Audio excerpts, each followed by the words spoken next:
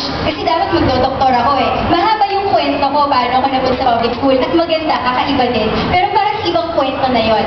Pero ang rason, isa sa mga rason bakit ako umuo, kasi naging member ako ng Pathways to Higher Education, nung college ako. Baka naririnig nyo rin siya kasi meron silang Marikina students, di ba? Nagturo ako ng summer sa mga high school students, fourth year high school students.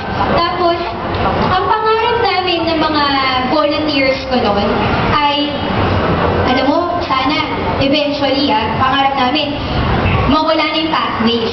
Hindi dahil sa ayaw namin yung pathways, pero kasi pangarap namin ay hindi na kailangan yung pathways.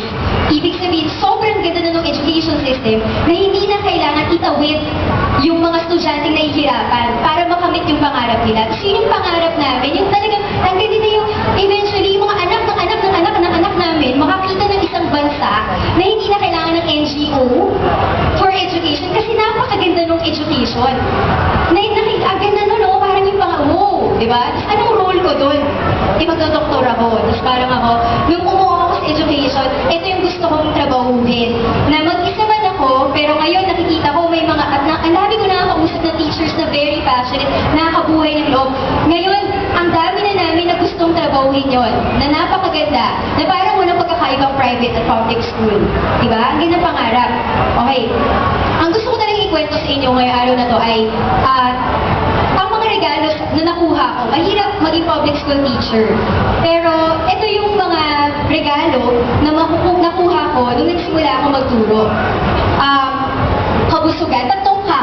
Kabusugan, kabusukan, at kayamanan. Unahin ko yung kabusugan. Dito na ako magkukwento. Gusto ko ipakita sa inyo ang nag-iisang microscope sa Culiat Elementary School. Nakita niyo yung sa gilid? Yan.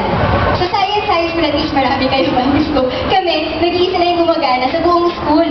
At dahil biology graduate ako, hindi ako pa hindi makakita, makahawak ang mga estudyante ko ng microscope. So, gumawa ako ng slide ng stomata para ipakita sa kanila.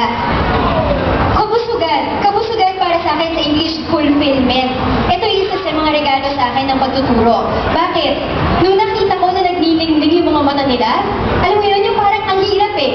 Alam mo, effort eh. Gumawa ng isang magandang lesson, effort na gumawa ng microscope lesson, di ba? Tapos mag-isip ka na para hindi magulo.